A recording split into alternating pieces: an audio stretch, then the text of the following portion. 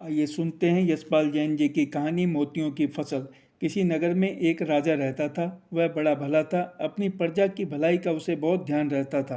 रानी के साथ रथ में बैठकर वह प्राय यह देखने के लिए घूमता रहता था कि उसकी प्रजा को कोई कष्ट तो नहीं है, उसे सरकारी अधिकारी तंग तो नहीं कर रहे हैं। एक दिन राजा घूमते हुए शहर के बाहर चला गया।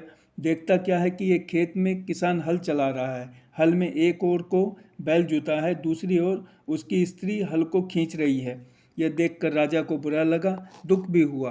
वह रथ से उतरकर किसान के पास गया और बोला, सुनो भाई, तुम यह क्या कर रहे हो? बैल का काम स्त्री से ले रहे हो? किसान ने निगाह उठाकर उसकी ओर देखा। कहा, मैं क्या करूं? मेरा एक बैल मर गया है और मुझे खेत की बुवाई करनी है। इतना कहकर वह आगे बढ़ गया। राजा ने कहा, थोड़ा रुक कर मेरी बात तो सुन लो।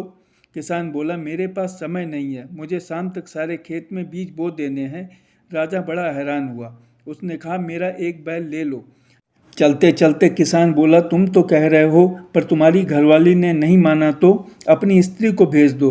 राजा ने कहा, वह बात करावेगी। किसान मुंह बनाकर बोला, उसके जाने से काम जो रुक जाएगा, मेरा हर्ज होगा ना?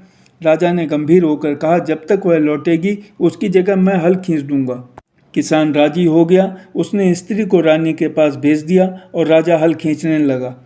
स्त्री ने रानी के पास जाकर सारी बात कह सुनाई। सुनते ही रानी बोली, बहन, तुम्हारा बैल बूढ़ा है, हमारा बैल जवान है, दोनों साथ कैसे चलेंगे? किसान की स्त्री ने कहा, तुम अपना बैल नहीं देना चाहती हो तो मत दो, बहाना क्यों बनाती हो, साफ कह दो। रानी बोली, नहीं बहन, तुमने मुझे गलत समझा। मेरे कहने का मतलब यह नहीं है कि मैं तुम्हें बैल नहीं देना चाहती। मेरे कहने का मतलब यह है कि तुम एक नहीं दोनों बैलों को ले जाओ। किसान की स्त्री चकित रह गई।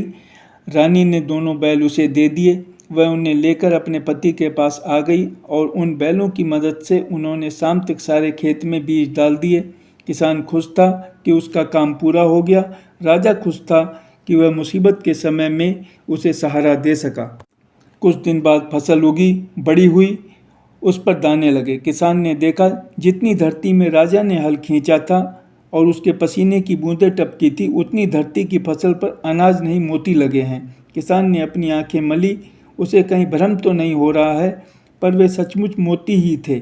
जब किसान आश्चर्य में भरकर खड़ा था, कहीं से आवाज़ आई, जब राजा खेत में पसीना बहाता है तो मोतियों की ही फसल उगती है। धन्यवाद।